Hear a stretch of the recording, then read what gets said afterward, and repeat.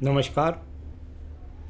36 वर्षीय युवक हैं जिनकी हस्तरेखाएं मैं यहाँ पर देखने जा रहा हूँ। किस किस प्रकार की गतिविधियाँ आपकी यहाँ पर उंगलियों पर, हाथ के पर्वतों में और रेखाओं में चल रही हैं, उसको मैं बताने वाला हूँ। अंत में आपके सवालों के जवाब। सबसे पहले बात कर लेते हैं सबसे छोटी उंगली कनिष्ठा के बारे में। सबसे छोटी उंगली कनिष्ठा और बिल्कुल व्यवहारिक रूप से बहुत ही शानदार तरीके से सूर्य की उंगली के प्रथम पर्व तक पहुंच चुकी है। अच्छे सूझबूझ रखने वाले, जीवन को जल्दी समझकर निर्णय लेने वाले, साथ ही साथ बुढ़ापे तक अच्छी याददाश्त वाले व्यक्तियों की ऐसी उंगली होती है। प्रथम पर मानसिक पर पूरी तरीके से आपका स्वस्थ है, यानी कि मानसिक आपकी स्थिति बिल्कुल मजबूत, फैसला लेने की शक्ति आपके अंदर मजबूत और भाषा शैली से अच्छा प्रभाव छोड़ने की संकेत। दूसरे पर्व में भी किसी प्रकार से किसी के साथ लड़ने झगड़ने की प्रवृत्ति नहीं है, यानी अच्छे सुंदर व्यक्ति हैं, व्यवहार कुशल हैं। तीसरे पर्व पर जो रेखाएं खड़ी हैं बहुत नीचे जाकर थोड़ी सी माइनर रेखा लग गई हैं, जिसके कारण कह सकता हूं कि बस अपने आप से संतुष्ट ना होना जो धन की स्थिति आ रही है। आइए अब बात करते हैं आपकी सूर्य की उंगली के प्रथम पर्व के बारे में। यहाँ से जाना जाता है आपके जीवन के अंदर कोई बीपी का रोग, आँखों का रोग, किसी प्रकार के एक्सीडेंट की स्थिति या बहुत ज़्यादा क्रोध करना, कोई भी बुराई का संकेत यहाँ पर नहीं है। सेकंड पर्वत पर किसी प्रकार की न सहायता की रेखा है, न माइनस रेखा है, न राज्य सरकार से कोई लाभ है, न राज्य सरकार से किसी प्रकार का दंड है। तीसरा पर्व बहुत उचित तरीके से मजबूत है, यानी कुल मिलाकर व्यक्ति अपने माता पिता को सेवा देने वाला और माता पिता के साथ अच्छे संतुष्ट व्यवहार रखने वाला व्यक्ति है। यहाँ बात करता हूँ मैं शनि की उंगली के बारे में। शनि की उंगली और प्रथम पर्व पर यदि मैं देखता हूँ, एकदम सीधी उंगली है। व्यक्ति कुल मिलाकर सीधा राजनीतिक समाचार सुनने में रुचि रखना, खेलों के प्रति भी रुचि रखना, साथ ही साथ शनि की ढैया और 7.5 में किसी प्रकार का नुकसान का संकेत नहीं इस उंगली में। प्रथम पर्व से किसी प्रकार का स्थायी रोग आपके शरीर में नहीं है। सेकंड पर्व से किसी प्रकार से बहुत मोटे कर्ज में डूबने का योग भी नहीं है या पैसा डूबने का योग भी नहीं है। तीसरा पर्व भी यहाँ मजबूत है। जैसी भी स्थिति है, अपने परिवार का संचालन करने से व्यक्ति मजबूत है। आइए बात करता हूँ मैं इसके बाद बृहस्पति की उंगली के प्रथम पर्व के बारे में। ये प्रथम पर्व अगर यहाँ देखता हूँ तो कोई यहाँ पर किसी प्रकार से कोई शुगर का, कोलेस्ट्रॉल का, लीवर का, किडनी का रोग यहाँ पर नहीं है। सेकंड पर्वत पर पति पत्नी के बीच में अच्छे संबंधों की रेखाएं भी हैं और तीसरे पर्व पर संतान सुख सहयोग है और थोड़ी सी माइनर रेखा लग जाए तो दो बातें होती हैं कि भाई व्यक्ति कुल मिलाकर अपने धन के अच्छे संतुष्ट ना होने के कारण व्यक्तियों अपने जो संतान को जो शिक्षा देना चाहता है उसके स्तर के बारे में थोड़ा सा चिंतित है। आइए बात करेंगे इसके बाद आपके बुध पर्व के बारे में। बुध का पर्व, और हमने कह दिया भाई अगर सम पर्व है और स्थायी रेखा हो जाए तो चिंता की बात नहीं है। इसका सबसे बड़ा कारण ये होता है, देखिए धन कमाना, धन की स्थिति होना, बहुत ज़्यादा धन कमाना एक अलग बात है, लेकिन धन का निरंतर कमाना, ये रेखाएं जब होती हैं तो व्यक्ति के पास निरंतर धन के आगमन बनाती हैं। पर्वत समय है, व्यक्ति बुद्धि से सही निर्णय लेकर जीवन में आगे बढ़ता रहता है। तो मेरे हिसाब से ये दो रेखाएं बहुत सुंदर हैं जब तक इनमें कोई भी बुराई ना आए। आइए बात करते हैं आपके सूर्य के पर्व के बारे में। सूर्य का पर्व यहाँ से यदि मैं देखता हूँ तो किसी प्रकार का ऊपर तक संकेत नहीं बना, राज्य सरकार से संकेत नहीं बन पाया। यहाँ थोड़ा सा इसने दीप बनाने का प्रयास किया, यानी व्यक्ति जैसा अपना सम्मान चाहता है समाज में वैसा नहीं मिल रहा है, ऐसा कह सकते हैं। शनि का पर्व कहीं भी अभी आपको लाभ के मोटे संकेत नहीं दे रहा, कहीं से कहीं तक वो से मजबूत रेखा नहीं दिखाई देती जिससे कहते हैं भाई भाग्य मेरा उज्ज्वल हो रहा है। अभी यहाँ पर किसी भी प्रकार से भाग्य उज्ज्वल के संकेत नहीं है। चतुर्थ पर्व यानी यहाँ पर बृहस्पति का पर्व, इसमें कोई त्रिभुज नहीं है, कोई चतुर्भुज नहीं है, किसी प्रकार का कोई स्वास्तिक का चिन्ह या कोई सुंदर सा चिन्ह नहीं मिला।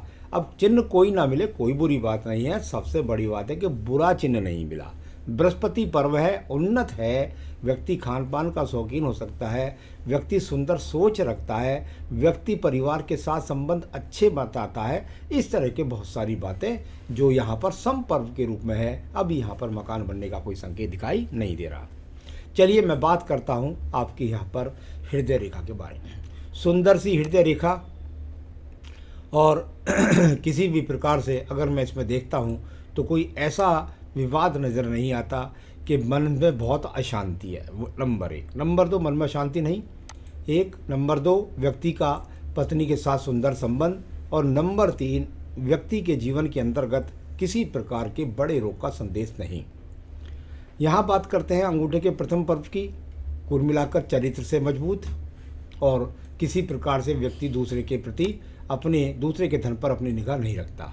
सेकंड पर्वत पर थोड़ा व्यथित लगता है, कभी कभी बहस ज़्यादा बढ़ जाती है, उससे आपको बचना होगा। आइए बात करते हैं इसके बाद में यहाँ पर आपकी निम्न मंगल पर्व के बारे में। निम्न मंगल पर्व कर्म रूपी रेखाएं, यहाँ पर यदि देखता हूँ तो काफ़ी कर्म रूपी रेखाएं हैं जो ज़्यादा अंदर तक नहीं काटती। देखिए, जब भी व्यक्ति की कर्म रेखाएं ज़्यादा सीमित हों तो ये अच्छी बात है। मैं इसलिए कहता हूँ कि भाई अधिकतर व्यक्ति को ज़्यादा संघर्ष नहीं होता, लेकिन ये कर्म रेखाएं हैं।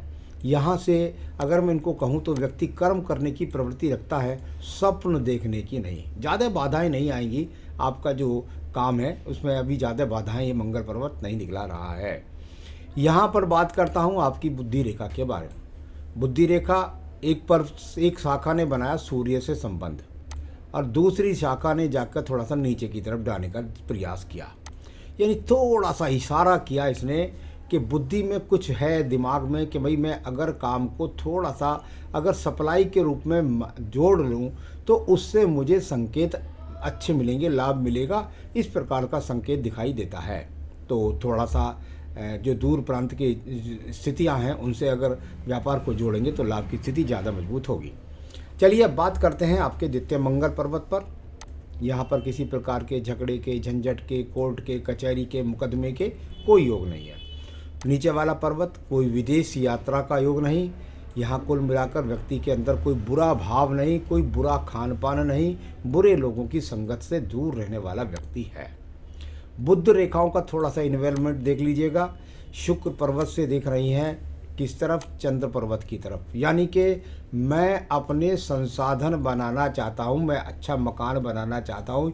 ये रेखा जब चंद्र पर्वत की तरफ या बुध पर्वत की देखने लगे तो इसको सोच रेखा कह देते हैं। तो ये यहाँ कुल मिलाकर इस तरह की सोच रेखाएं हैं जो आपके जीवन के अंदर जाती हैं। यहाँ पर व्यवसाय की मजबूती की अगर बात करता हूँ तो मैं समझता हूँ यहाँ पर व्यवसाय की मजबूती की रेखाएं अभी बहुत मजबूत नहीं बनी हैं।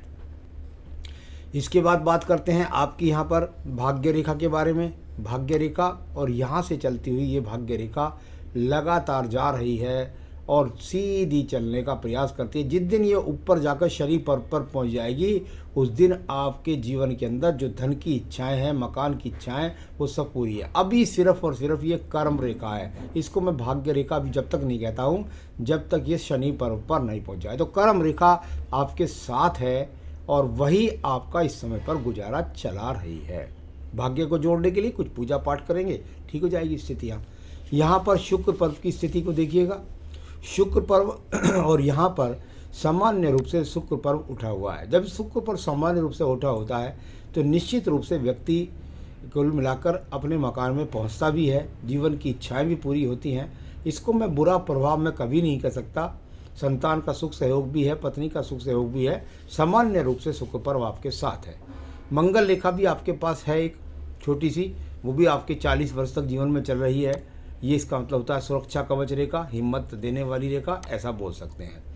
आयु रेखा को यदि देखेंगे तो ये भी यहाँ अभी तो 78 के आसपास है, आगे भी रेखा बढ़ती रहती है, कोई चिंता की बात नहीं है। तो ये सब मैंने रेखाएं एक तरह से बोलने का ये तरीका होता है इनको, लेकिन अगर फल की बात करें तो उसके सवालों में आपको बता देता हूँ। छोटा व्यापार है, कभी अभी विशेष तरक्की नहीं है, कौन सा व्यापार सही रहेगा? देखिए, यहाँ से एक रेखा ने संबंध बनाया कि आप अपना व्यापार जो भी है उसे थोड़ा सा सप्लाई के रूप में माध्यम में जोड़ें। जो भी व्यापार कर रहे हैं दूसरा तो वो होना नहीं है, क्योंकि भाग्य रेखा कर्म रेखा एक है, उसमें से कोई शाखा रेखा नहीं निकल रही है, इसलिए मैं नहीं कहूँगा कि कोई आप दूसरा व्यापार करें। फिर भी आपका मंगल पर्व भी अच्छा है, आपका बृहस्पति भी अनुकूल है, आपका शनि भी कोई इतना खराब नहीं है, चंद्र पर्वत भी है। अब इनके तो चार चार काम हो गए।